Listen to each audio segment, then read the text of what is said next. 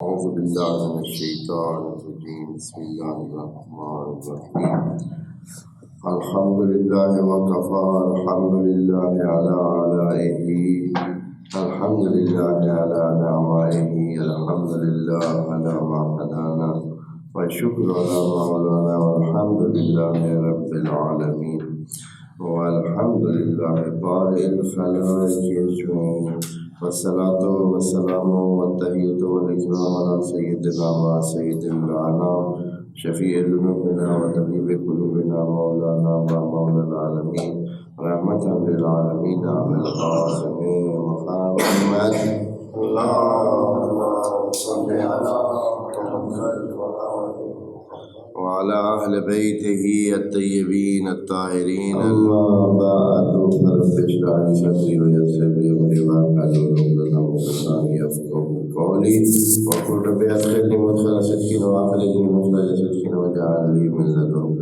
سلطانا نصيرا بسم الله وبالله وتوكلت على الله قال الله تبارك وتعالى في سورة محمد آية نمبر 29 ام حسب الذين في قلوبهم مرض ان لن يخرج الله اذقانهم ولو نشاء لاريناكهم ولعرفتهم بسيماهم ولتعرفنهم في لحن القول والله يعلم أعمالكم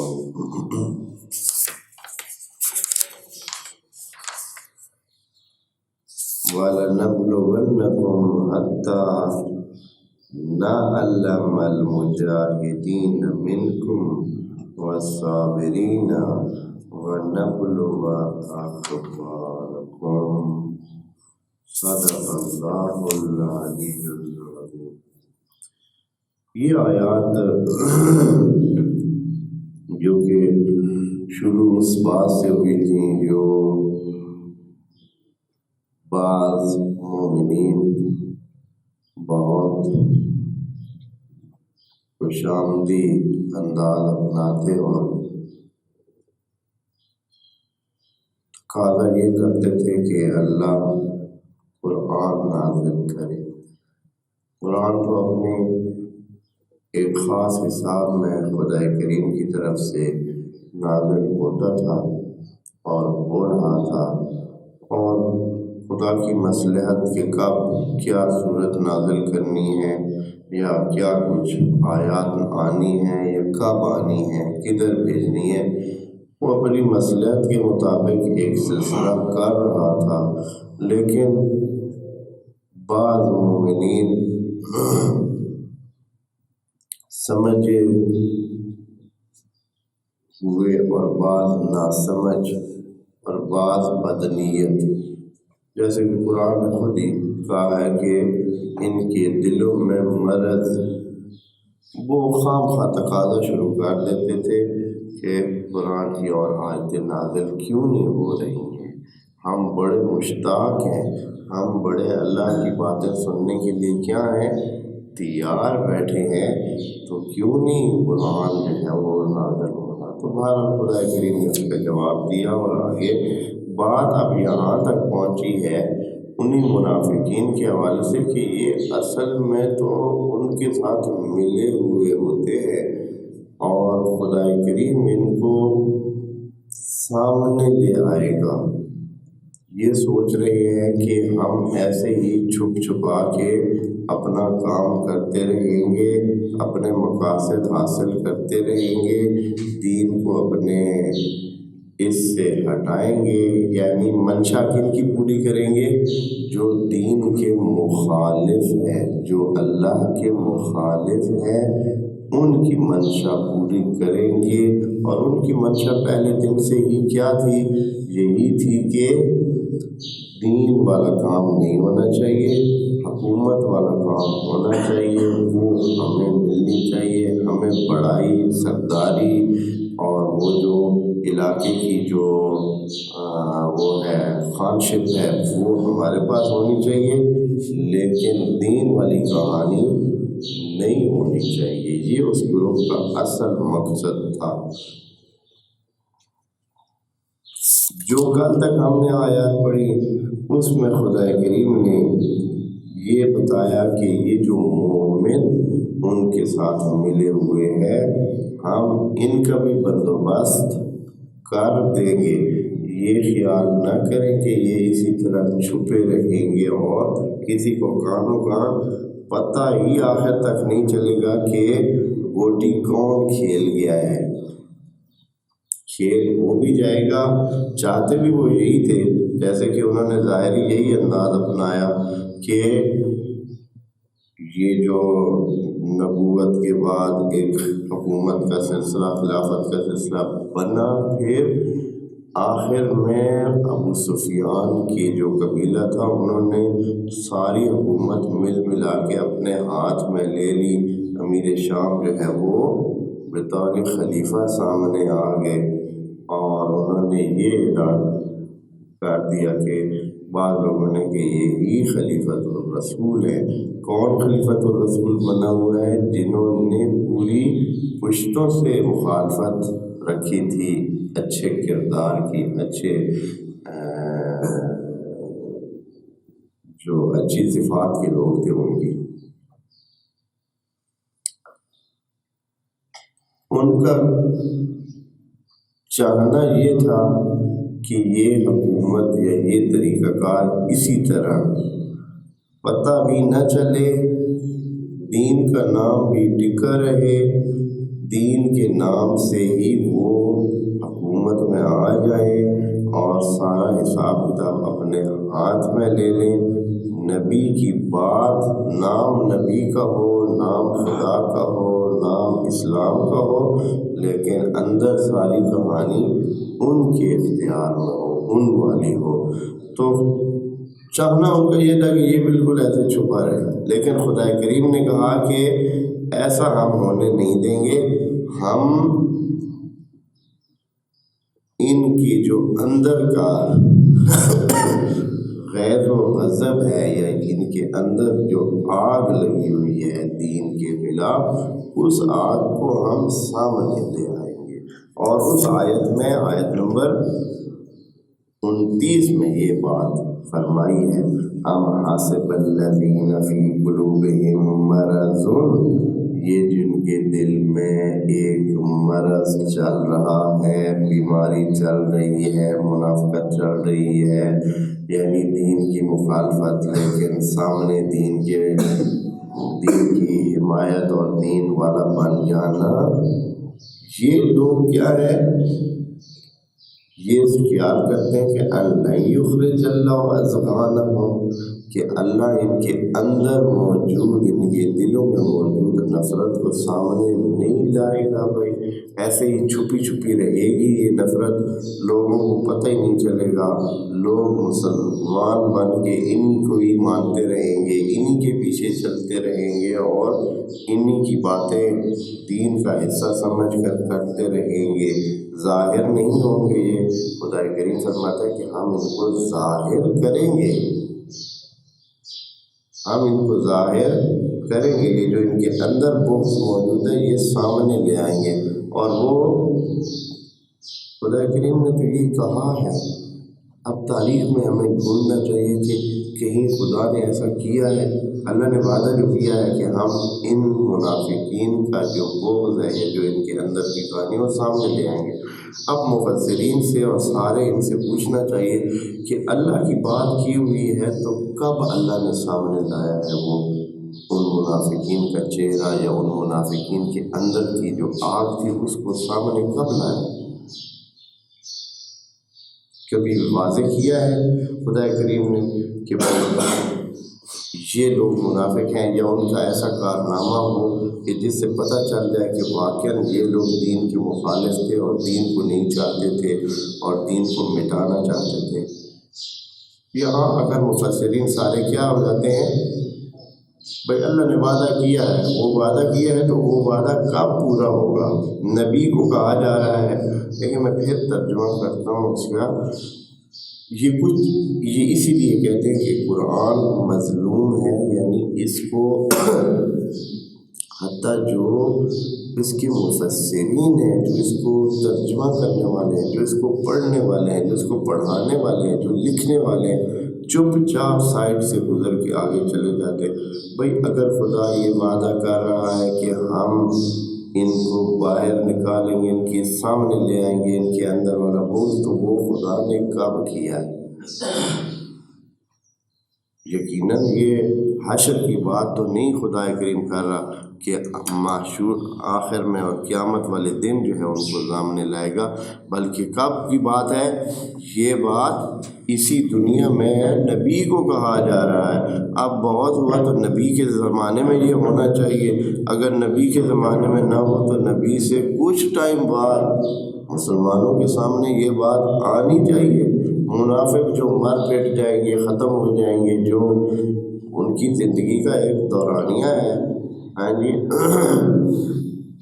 یہ تو نہیں ہے کہ انہوں نے قیامت تک زندہ رہنا ہے، اس لیے ان کے چھپے ہوئے ٹکے رہیں گے اور پھر وہ جو ہے قیامت کے قریب جا کر ان کو سامنے لائے گا، بلکہ جو ہے ان کے اندر کی جو خواہشات ہیں ان کو سامنے لانا چاہیے ان کی زندگی میں۔ تو ایسا ہوا تو نہیں، سوائے اس بات کے کہ ہم کہیں کہ جو ان کے اندر موجود تھا وہ کب سامنے آیا؟ کربلا میں سامنے آیا۔ یہ جو واقعات ہوئے ہیں یعنی علوی حکومت کے بعد سے شروع ہو کر منافقت کے سارے سلسلے سامنے آنا شروع ہو گئے، اور کب تک؟ کربلا کے واقعے تک۔ یہ 20 سال خدا کریم نے اسی پر رکھے ہیں کہ جتنے منافقین، جتنے خراب کار، جتنے اس طرح کے لوگ تھے جو دین کی مخالفت کرتے تھے لیکن چھپ چھپا کرتے تھے اور دین کو ظاہری طور پر مانے ہوئے تھے، کس دن سے سامنے آنا شروع ہو گئے؟ جب سے امام علی علیہ السلام کی بیعت ہوئی، اس دن سے فوراً جو مخالفین تھے وہ سامنے آنا شروع ہو گئے۔ انہوں نے، اور یہ بات نبی بتا کے گئے تھے امام علی علیہ السلام کو کہ بھائی ایسے ہی ہوگا، تمہارے ساتھ اس طرح ہی ہوگا، اور بہت سارے لوگ جو آج تیرے ساتھ ہیں، تو ایک ایک کر کے حضرت نے بتایا کہ یہ جو بندہ ہے یہ تیرا مخالف ہوگا۔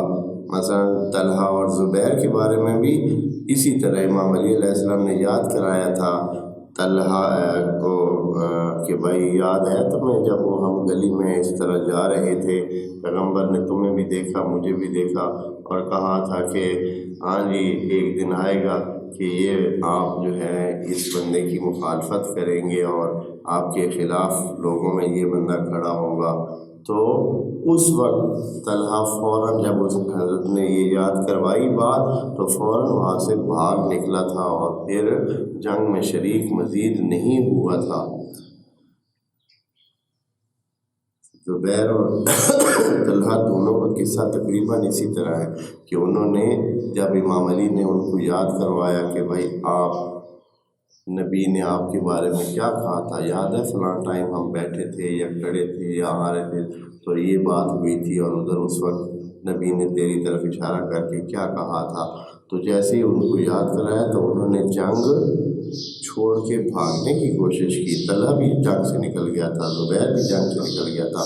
پھر یہ ہے کہ خدا نے ان کو مہلت زیادہ نہ دی، کسی اور کے ہاتھے چڑھ کے وہ مارے گئے، لیکن یہ ہے کہ جنگ سے وہ بھاگے تھے تو سامنے آنا شروع ہو گئی وہ ساری کہانیاں۔ کب سے؟ جب سے دوبارہ نبی کی نبوت کے جو وسیع تھے وہ سامنے آئے، تو جنہوں نے مخالفت کرنی تھی ان کی مخالفت پہلے چھپی ہوئی تھی، پھر کیا ہو گئی؟ بالکل سامنے۔ بہت سارے تھے۔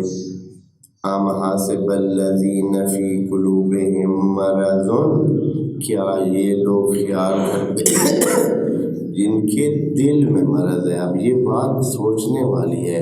یہ مسلمانوں کے بارے میں ہے، یہ مومنوں کے بارے میں ہے، یہ ان لوگوں کے بارے میں جو نبی کے ساتھ تھے. ان کے ظاہر میں کوئی مرض تھی؟ ان کے ظاہر میں کوئی مرض تھی؟ نہیں، ظاہر میں کوئی مرض نہیں تھی. پکے نمازی تھے، مسیتڑ تھے، نبی کے ساتھ اٹھتے بیٹھتے تھے، سارے مسئلے بالکل اسی طرح کرتے تھے. پتہ ہی نہیں چلتا تھا. پتہ چلتا تھا کہ دین کے یہ کیا ہیں؟ کھمبے ہیں. کھمبے عام بندے بھی نہیں ہیں، بلکہ دین کے سارے یہ جو ہے کھمبے ہیں. پہلے جو نظر آتے تھے نبی کے ساتھ، نبی کے آس پاس دربار میں، ادھر ادھر یہ وہ سب، تو یہ سارے بہت سارے تھے.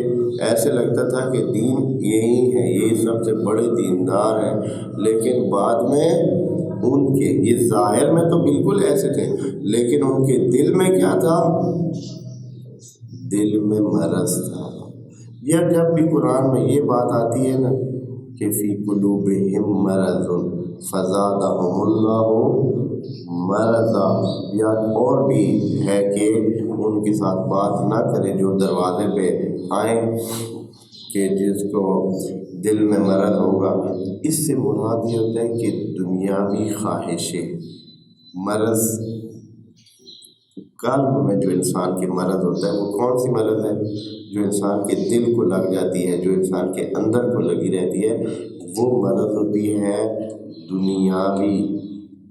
یعنی دنیا کو چاہنا، دنیا کے اقتدار چاہنا، دنیا کی مال مویشی چاہنا، یعنی مال اور دولت کو چاہنا. اسی طرح دنیا کی چیزوں کو چاہنا یہ مرض ہے جو اکثر ہم سب میں موجود ہوتا ہے. صرف یہ ہے کہ کوئی اس مرض کی وجہ سے دین کو پھلانگ جاتے ہیں اور کوئی اس مرض کو کیا کرتے ہیں؟ اپنے اندر رکھتے ہیں اور خدا سے اس مرض کے دفع ہونے کی دعا کرتے ہیں. لیکن بہت سارے ہوتے ہیں وہ دین کو کیا کر دیتے ہیں؟ پیچھے رکھ دیتے ہیں اور اپنے اس مرض کو تکمیل کرنے کے لیے، اپنے دل کی خواہش کو پورا کرنے کے لیے دین کو چھوڑ دیتے ہیں، دین کو پیچھے کر دیتے ہیں. تو خدا کریم فرما رہا ہے کہ آپ کے دل میں جو یہ مرض ہے، جن کے دل میں ہے، تو یہ مت سمجھیں کہ ہم ان کے دل کی مرض ایسے ہی چھپی رہنے دیں گے. کیا کریں گے ہم؟ ام حسب الذین فی قلوبہم مرض ان لن یخرج اللہ اضغانہم، کہ ان کے دل کی یہ مرض خدا اندر ہی چھپی رہنے دے گا، سامنے نہیں آئے گا، سامنے لے آئے گا. وہ جو بہت دیندار بنے ہوئے تھے، یہ ائمہ کی قول ہے کہ یہ بہت سارے لوگ یہ اتنے قریبی تھے، اتنے لگتا تھا کہ یہ بہت مخلص ہیں، لیکن جب ٹائم آیا تو وہی جو دوست تھے کیا بن گئے؟ مخالف بن گئے.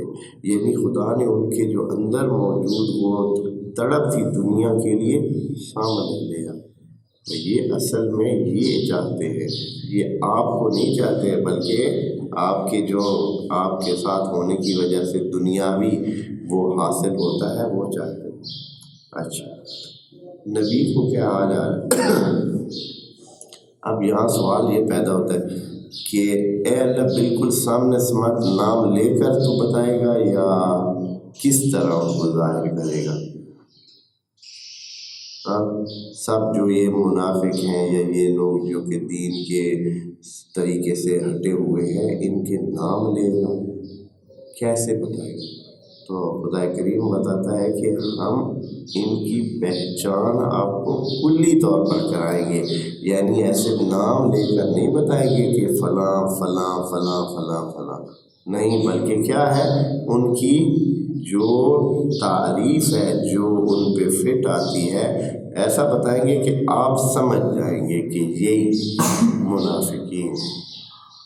اور شاید اسی لیے نبی نے بھی وقفے سے یہ ساری باتیں ظاہر کی. نہیں تو کیا ضرورت تھی نبی کو کہ یہ حدیث جو کہ اہل سنت کی کتابوں میں بھی درج ہے کہ اپنی بیویوں سے ایسے ایک دفعہ ہم کلام ہوئے تو کہا کہ آپ میں سے ایک ایسی بھی ہوگی جس کو اب کے جو کتے ہیں وہ بھونکیں گے. ہاں تو یہ بات حضرت کو وہاں کہنے کی ضرورت کیا تھی؟ یہ اسی لیے تھی کہ خدا کریم نے وہ باتیں جو بعد میں سامنے آنی تھیں ان کو کیا کر دیا تھا، نبی کے لیے پہلے ہی سامنے رکھ دیا تھا. اس لیے خدا فرما رہا ہے وَلَوْ نَشَاءُ، اگر ہم چاہیں لَأَرَيْنَاكَهُمْ، ہم آپ کو دکھا سکتے ہیں، ایک ایک کر کے دکھا سکتے ہیں کہ یہ والا ہوگا، یہ والا ہوگا، یہ والا ہوگا. یہ والے ہیں جو منافقین ہیں یا خراب ہیں یا جو دین کے خلاف کام کریں گے. ہاں فَلَعَرَفْتَهُمْ بِسِيمَاهُمْ، اور اے نبی تو ایک ایک کو شکل سے پہچان لے گا کہ یہی ہے. لیکن اس صورت میں خرابی کیا ہو جاتی؟ وہ خرابی یہ ہو جاتی کہ پھر امتحان والی صورتحال ہی نہ رہتی. خدا نے جو آزمانا ہے وہ تو ختم ہو جاتا، پتہ جو چل جاتا کہ یہ بھی خراب ہے، یہ بھی خراب ہے، یہ بھی خراب ہے، یہ بھی. نبی ان سب کو دفع کر دیتے کہ بھائی جائیں، بھائی آپ لوگ منافقین ہیں، آپ لوگ کافر ہیں اندر سے، اور آپ لوگ مانتے نہیں ہیں صحیح کر کے، آپ کے دل میں مرض ہے. تو پھر تو سارا دین کا نظام ہی سارا کیا ہو جاتا. اصل وہ آزمائش والی بات، وہ خدا نے جو بندوں کو آزمانا ہے، وہ جو ایسا طریقہ اپنانا ہے تاکہ سب کے لیے آزمائش کی گنجائش باقی رہے، پتہ چلے کہ اس کا اندر کیا ہے، اس کا باہر کیا ہے. ہاں وہ باقی رکھنی ہے تو یہی صورتحال رکھنی پڑے گی کہ کسی کا نام سامنے نہیں لینا ہے. اس لیے خدا کریم کہہ رہا ہے کہ اگر ہم چاہیں تو آپ کو دکھا سکتے ہیں. ارینا کا یعنی آپ کو دکھا سکتے ہیں ان کو. فَلَعَرَفْتَهُمْ بِسِيمَاهُمْ، تو اس صورت میں اے نبی تو ان کو کیا کر لے گا، بالکل سامنے سمجھ پہچان لے گا. اچھا چلے، لیکن یہ کام تو اے اللہ تو نے نہیں کیا. ٹھیک ہے، یعنی بالکل سامنے سمجھ ایک ایک کر کے بتانے والا کام تو نہیں ہے. کیوں کہہ کے وَلَوْ نَشَاءُ، اگر ہم چاہیں تو یہ کر سکتے ہیں. اس کا مطلب یہ ہے کہ اللہ کا چاہنا یہ ابھی ہے نہیں کہ ان کو کیا کرے، سامنے لے آئے. تو پھر نبی کو کیسے کچھ نہ کچھ اندازہ ہوگا کہ یہ منافقین ہیں اور یہ لوگ ٹھیک نہیں ہیں اور دین کے بارے میں اس طرح مخلصانہ نہیں سوچتے ہیں، بلکہ ان کے قلب میں کیا ہے، مرض ہے. تو فرماتا ہے وَلَتَعْرِفَنَّهُمْ فِي لَحْنِ الْقَوْلِ، اے نبی تو ہم ایسا انداز اپنائیں گے کہ تو ان کی باتوں سے خود بخود پہچان جائے گا. ان کی باتوں سے ہی پتہ چل جائے گا کہ ان کے اندر کیا ہے، دل میں مرض ہے. وَلَتَعْرِفَنَّهُمْ فِي لَحْنِ الْقَوْلِ، یعنی ان کی جو باتوں کا انداز ہے وہ واضح نظر آ رہا ہے کہ یہ لوگ تیری ماننے والے نہیں ہیں. انہوں نے اپنے اندر جو رکھی ہوئی ہے وہی چلائیں گے، وہی مانیں گے، اسی کے مطابق یہ زندگی گزاریں گے. واللہ یعلم اعمالکم، اور اللہ آپ سب کے اعمال پر کیا ہے، نظر رکھے ہوئے ہیں. ایسے نہیں ہے کہ ہم جو کچھ کر رہے ہیں وہ ایسے اگنور ہو رہا ہے، کوئی پوچھنے والا نہیں ہے، کوئی ریکارڈ رکھنے والا نہیں ہے، کوئی دھیان رکھنے والا نہیں ہے. بس آ رہے ہیں جا رہے ہیں تو کوئی نوٹ کرنے والا نہیں ہے کہ کیا ہو رہا ہے اور کیا نہیں ہو رہا. ادھر اس ضمن میں اسی آیت کے نیچے جناب شیخ محسن نجفی صاحب اپنی اس تفسیر میں 10 وہ روایات اہل سنت کی کتابوں سے نقل کرتے ہیں جس میں یہ بتایا گیا ہے کہ نبی نے یہ کہا تھا، امام علی کو استعارہ بنایا تھا منافقین کی پہچان کرنے کے لیے کہ بھائی اگر پہچان کرنا ہے کسی منافق کو تو دیکھیں کہ علی کے ساتھ محبت رکھتا ہے یا علی کے ساتھ بغض رکھتا ہے. اگر اس سے علی کی محبت کی جھلک ملے تو اس کا مطلب یہ ہے کہ مخلص ہے، اس کے اندر کوئی مرض موجود نہیں ہے۔ اور اگر علی کے ساتھ محبت نہ ہو بلکہ بغض رکھتا ہو، اب بغض شاید کسی وجہ سے ہو، بلا وجہ ہو، ایسے ہی چلتا ہو، حسد کرتا ہو، کسی بھی وجہ سے بغض رکھتا ہو، تو یہ پہچان کرنے کا طریقہ تھا۔ اور یہاں 20 اصحاب سے یہ روایت حدیث نبی کی نقل ہوئی ہے، جس میں یہ کہا گیا ہے کہ لا یبغضک الا منافق ولا یحبک الا مؤمن۔ نبی نے علی کو 20 مرتبہ یہ بات سب کے سامنے کہی یا سب کو کہی کہ یہ جو ہے اس کی محبت دلیل ہوگی ایمان کی، اور اس کی مخالفت اور بغض اس کے ساتھ کیا ہو جائے گا، یہ دلیل ہوگی کہ یہ بندہ منافق ہے۔ اور یہ پہچان جو نبی نے اس وقت بتائی تھی آج تک بے عینی کیا ہے، برقرار ہے، بالکل 100% برقرار ہے، اسی طرح ہی برقرار ہے جیسے نبی کے زمانے میں تھی۔ آج بھی جب نام لیا جاتا ہے امام اولین و آخرین کا تو لوگوں کے چہرے بعض اوقات تو بالکل سامنے آ جاتے ہیں، کم از کم کئی بندوں کو تو پتہ فوراً چل جاتا ہے کہ کیا ہے۔ البتہ اس کو یہ مت سمجھیں کہ بس امام علی کا نام لینے سے مومنین جو خوش ہو جاتے ہیں یا خوشی کا اظہار کرتے ہیں تو یہ ان کے بہت زیادہ مومن ہونے کی علامت ہے۔ ادھر کی بات جو ہے وہ اس کے لیے اور بھی شرائط ہیں، صرف ایمان کی بات ہے۔ یہ اعتقادی لیول پر کسی کی بات تو ٹھیک ہو سکتی ہے کہ وہ خدا کو مانتا ہے، رسول کو مانتا ہے، اور رسول کی بھی اس لیول پر بات مان رہا ہے کہ رسول نے امام اول کو کیا بنایا ہے، اپنا وصی بنایا ہے، اس حد تک صرف۔ باقی یہ ہم کہیں کہ اس کی وجہ سے سارا آگے عمل الصالحات والی شرط بھی پوری ہو جاتی ہے، ایسی کہانی نہیں ہے۔ صرف کہا ہے کہ لا یبغضک الا منافق ولا یحبک الا مؤمن۔ بس جو محبت رکھتا ہے اس میں ایمان والا حصہ ہو جاتا ہے، عمل صالحات کی ابھی گنجائش موجود ہے، وہ کوئی کرے گا تو پھر خسران سے نکلے گا، نہیں تو اگر صرف ایمان لے آیا کوئی تو اس یہ کافی نہیں ہے۔ یہاں ایمان تو مکمل ہو جاتا ہے، ہاں جب علی کی محبت دل میں آ جاتی ہے تو ایمان کی تکمیل کا تو ایک استعارہ سامنے آ جاتا ہے، اشارہ مل جاتا ہے، لیکن یہ ہے کہ آیا یہی کچھ کافی ہے آگے کے لیے خسران سے نکلنے کے لیے، تو وہ کافی نہیں ہے۔ خدا کریم نے اٹل کہہ دیا ہے کہ ان الانسان لفی خسر الا الذین آمنوا وعملوا الصالحات، اس کے لیے شرط عمل الصالحات ہے، مزاح نہیں ہے کہ بس ٹھیک ہے ایسے ہی صرف ایمان کا مکمل ہونا اور ایمان اپنے اندر اس کا ثابت ہونا کافی ہو۔ اس کے بعد جو ہے آیا،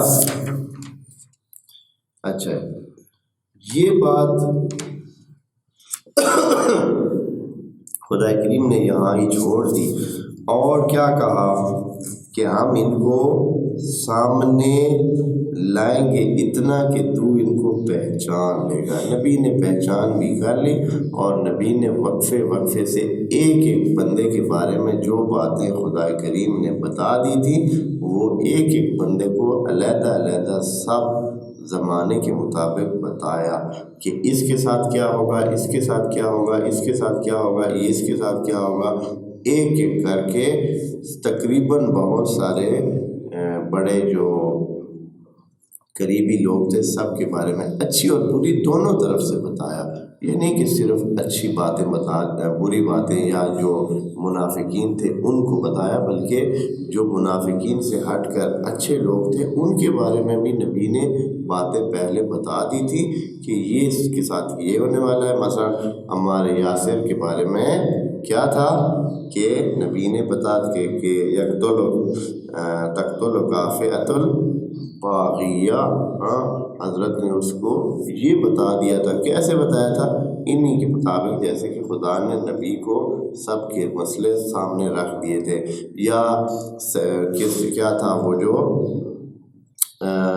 جس نے امام باقر علیہ السلام کے ساتھ ملاقات کی اور نبی کے سلام پہنچائے، اس کی ہسٹری بھی خود کیا ہے خدا کریم نے کیا کی، نبی کو بتا دی. کیا نام تھا اس کا؟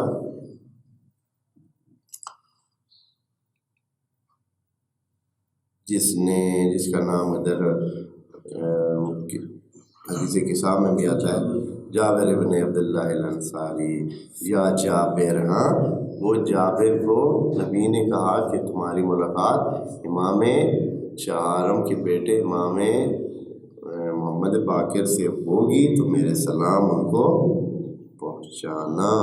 تو اس طرح کے جو نیک سیرت والے تھے ان کی بھی پہچان خدا نے نبی کے سامنے رکھ دی، تو نبی نے ان کی بات ان تک پہنچا دی. اسی طرح یہ صرف 2 قصے تو ہمیں پتہ ہیں یا ہم نے سنے یا اور بھی، تو بہت سارے ایسے ہیں جو اچھی باتیں جن کی تھیں وہ بھی نبی کو بتائی گئی اور نبی نے آگے کسی مناسب موقع پر اس کا اظہار کسی نہ کسی انداز میں کیا تھا.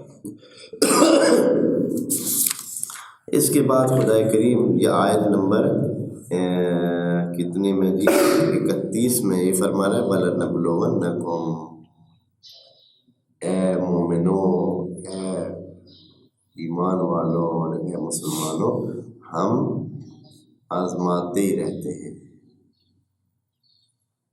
یہ مت خیال کریں کہ بس آپ مومن ہو گئے ہیں اور 2 دن نمازیں پڑھی ہیں نبی کے پیچھے تو بس کام ختم شد. نہ، بلکہ ہم کیا کرتے ہیں، ہم مسلسل آزماتے رہتے ہیں. ہر دوسرے لمحے ہم چیک کرتے ہیں کہ آپ جو ہے نا ایمان کا میٹر کیسے چل رہا ہے. وَلَنَبْلُوَنَّكُمْ نہیں کہا ہے کہ کیسے آزمائیں گے، کس حوالے سے آزمائیں گے، مال کے حوالے سے، جان کے حوالے سے، یا کوئی دوسرے اوکھے سوکھے کاموں کے حوالے سے. کیسے آزمائیں گے؟ بالکل نہیں. صرف یہ کہا ہے کہ ہم آزماتے رہیں گے. کیوں ہے اللہ؟ کیا مسئلہ ہے؟ کیوں آزماتے رہیں گے؟ مومن ہو گئے ہیں، مسلمان ہو گئے ہیں اور نمازیں پڑھ رہے ہیں، روزے رکھ رہے ہیں، بس چھوڑ دیں ان کو، اپنے حال پہ جانے دیں اور زندگی گزارنے دیں. کیوں؟ حتی نعلم المجاہدین، تاکہ ہم پتہ چلائیں کہ جو اصل میں مجاہد ہیں وہ کون سے ہیں، جو سچ مچ جو اخلاص کے ساتھ کیا کر رہے ہیں، جہاد کر رہے ہیں، کوشش کر رہے ہیں، اللہ کا بننے کی کوشش کر رہے ہیں، اللہ والا بننے کی کوشش کرتے ہیں. یہ پتہ چلانے کے لیے ہم کیا کرتے ہیں، بار بار آزماتے ہیں، مشکل دیتے ہیں، سوق دیتے ہیں، کبھی کیا کہتے ہیں، کبھی کیا کس چیز کے ساتھ واسطہ پڑتا ہے، کبھی کس چیز کے ساتھ واسطہ پڑتا ہے، تاکہ آزماتے رہیں اور ان کے درجات کو بلند کرتے رہیں. اور ان کو والصابرین، ہم نے تو صابروں کو چننا ہے، ہم نے مجاہدین کو چننا ہے جو صحیح جہاد کرنے والے ہیں، یعنی جو کوشش کر رہے ہیں حق کی جانب آنے کی. ہم ان کو آزمانے کے لیے مسلسل کیا کرتے ہیں، آزماتے رہتے ہیں. یہ اس لیے کہا کہ ممکن ہے ذہنوں میں یہ بات جائے کہ نبی کے ساتھ جو اتنے اچھے لوگ تھے، اتنے مخلص تھے، جہاد کرتے تھے، لڑائیاں کرتے تھے، جانیں نچھاور کرتے تھے، یہ وہ فلاں فلاں فلاں، تو اے اللہ بس ہو گیا، اب ان کا ٹھپا لگ جانا چاہیے کہ یہ جنتی ہیں اور پکے پکے اس راستے پہ آ گئے. خدا کہتے ہیں کہ ہاں ایسے نہیں ہے، ہم نے توڑ تک آزمانا ہے. پوری زندگی جتنی ہم نے دینی ہے ساری میں ہی کیا رکھنی ہے، آزمائش رکھنی ہے. وَلَنَبْلُوَنَّكُمْ یہ تاکید کے ساتھ لگا ہوا ہے، لام بھی لگا ہوا ہے، لام تاکید آپ دوست جانتے ہیں جو ادبیات پڑھتے ہیں، ناو صرف پڑھتے ہیں، اس میں لام تاکید ہے کہ یہ ہو کے رہے گا. ایک دوسرا آگے نون تاکید لگی ہوئی ہے، نون تاکید ثقیلہ لگی ہوئی ہے، وَلَنَبْلُوَنَّكُمْ ونکم، یعنی یہ ایسی بات ہے کہ اس میں کوئی شک نہ کرنا، کسی وقت فارغ ہو کے مت بیٹھنا کہ بس ہماری آزمائش کیا ہو گئی ہے، ختم ہو گئی ہے، کہ بس ٹھیک ہے جی اب تو ہم نے 50 سال گزار لیا ہے، 40 سال گزار لیے ہے، 60 سال گزار لیا ہے، 70 سال گزار لیا ہے، ہماری جو آزمائشیں تھیں وہ ختم ہو گئی ہیں، اور اب ہم آرام سے کیا ہے نماز روزہ ہم نے کر لیا ہوا ہے اور اب ہم جنت ہاں ایسی کہانی نہیں ہے، بلکہ وَلَنَبْلُوَنَّكُمْ، حد نہیں ہے، کب تک نہیں، ہم آزمائیں گے آپ کو، تاکہ کیا ہے نعلم المجاہدین منکم والصابرین، تاکہ پتہ چلائے مجاہدین کون سے ہیں، صابرین کون سے ہیں، وَنَبْلُوَ أَخْبَارَكُمْ، اور نہ صرف یہ بلکہ وَنَبْلُوَ أَخْبَارَكُمْ، اور آپ کی جو باتیں ہیں، جو آپ کی اخبار ہے، خود یہ بھی جو ہے نا آزمائش کا ذریعہ بنے گی۔ یعنی یہ بات ابھی بہت سمپل سی انہوں نے ترجمہ کیا ہے، اور سارے مفسرین نے ایسے ہی ترجمہ کر کے کہ آپ کی خبروں کو ہم آزمائیں گے۔ خبروں کو آزمانے کا مطلب کیا ہے؟ بلکہ وَنَبْلُوَ أَخْبَارَكُمْ یعنی تاریخ، اخبار یعنی جو خبریں ہیں، جو باتیں ہیں، جو تاریخ ہے، خود تاریخ آپ کے لیے کیا بنا دیں گے ہم، ایک آزمائش کا ذریعہ بنا دیں گے۔ ابھی تاریخ ہمارے لیے کیا ہے، آزمائش کا ذریعہ بنی ہوئی ہے۔ کیسے بنی ہوئی ہے کہ اسی تاریخ کی وجہ سے کچھ لوگ فلاں کو اچھا سمجھتے ہیں، کچھ فلاں کو اچھا سمجھتے ہیں، کچھ فلاں کو اچھا سمجھتے ہیں، کچھ دوسرے کو برا سمجھتے ہیں، کچھ اس طرح کچھ اس طرح۔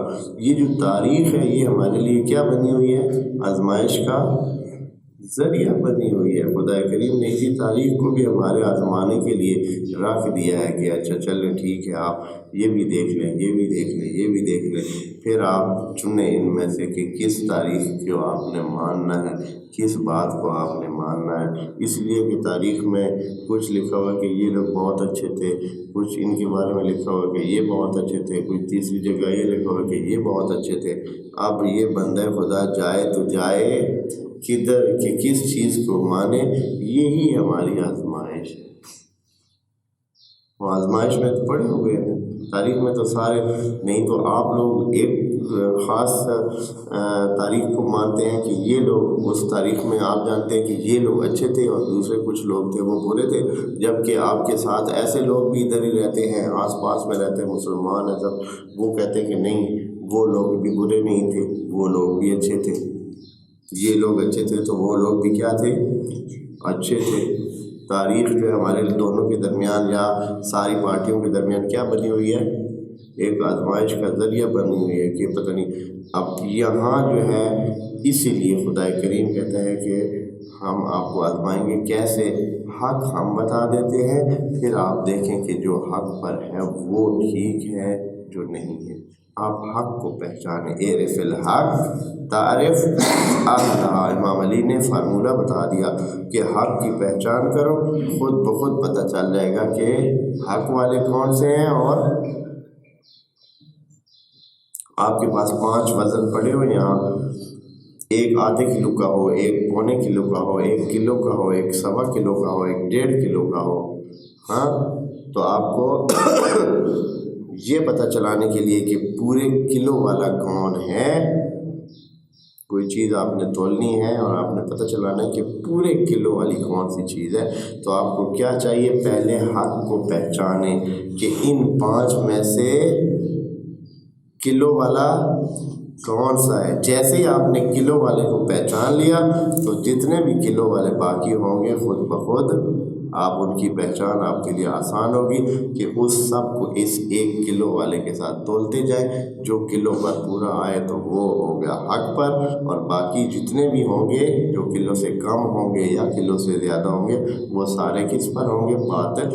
حق کی پہچان اسی لیے خدا کریم قرآن میں کہ حق کی پہچان کرے، اس کے بعد آپ کے لیے کوئی آزمائش نہیں رہے گی، آپ کے لیے کلیئر ہو جائے گا کہ جس نے جھوٹ بولا وہ غلط ہے، جس نے نبی کی بات نہیں مانی وہ غلط ہے، جس نے قرآن کی بات نہیں مانی وہ غلط ہے، خود بخود کلیئر ہو جائے گا۔ اب تاریخ میں دیکھ لیں، جس نے بھی جو نبی کے رسول کے خدا کے مطابق کیا اللہ اللہ خیر صلاح وہ ٹھیک، جس نے نہیں کیا وہ غلط۔ ہاں، کسی شخص کو دیکھے ہی نہیں کہ وہ کون تھا کون نہیں تھا، بڑا نام تھا یا چھوٹا نام تھا، دیکھ لیں۔ مثال کے طور پر ایک جو قرآن میں بتایا گیا فارمولہ ہے وہ یہ ہے کہ علم والا بغیر علم والے سے برتر ہوتا ہے، قرآن کا فارمولہ ہے۔ ہاں، حل یستوی الذین یعلمون والذین لا یعلمون، قرآن کا بتایا ہوا فارمولہ ہے۔ اب آپ خود بخود تاریخ میں چیک کر لیں کہ علم کس طرف تھا، کس کے پاس علم تھا اور کس کے پاس علم نہیں تھا، خود بخود آپ کو پتہ چل جائے گا کہ افضل کون تھا۔ اب علم کے بارے میں کسی شبے کی گنجائش ہی نہیں ہے، کسی نے بھی نہیں دعویٰ کیا، کسی نے دعویٰ ہی نہیں کیا علم کا۔ مزے کی بات یہ ہے کہ دوسری چیزوں کے بارے میں تو لوگوں نے دعویٰ کیا، لیکن علم کے بارے میں کسی نے دعویٰ ہی نہیں کیا ہے کہ کسی اور کے پاس بھی کوئی علم تھا۔ کہا گیا ہو کہ مثلا فلاں بھی بہت علم والا تھا، کسی کا نہیں، صرف ایک بندے کا پتہ ہے سب کو کہ اس کے پاس کیا تھا، علم تھا، اور اس نے بھی کہا ہے کہ ڈنکے کی چوٹ پر کہ مجھ سے جو پوچھنا ہے وہ پوچھ لے۔ اب قرآن کے مطابق خود بخود افضلیت کیا آ جاتی ہے، سامنے آ جاتی ہے۔ قرآن کے مطابق تو افضل وہ ہے جس کے پاس علم ہے۔ اب اگر ہم اس کے باوجود بھی کہیں کہ نہیں وہ فلاں تو بہت بڑا نام ہے، وہ فلاں تو بہت بڑا نام ہے، تو وہ کیا کریں گے؟ تو یہاں پھر آ کر ہم پھر حق سے کیا ہو جاتے ہیں، ہٹ جاتے ہیں۔ اسی لیے حق کی پہچان کرے، اسی لیے خدا کریم نے کہا ہے کہ وَلَنَبْلُوَ أَخْبَارَكُمْ، ہم آپ کی یہ جو اخباریں ہیں، یہ تاریخ ہے، اس کو بھی آزمائش بنائیں گے۔ والسلام علیکم ورحمۃ اللہ وبرکاتہ۔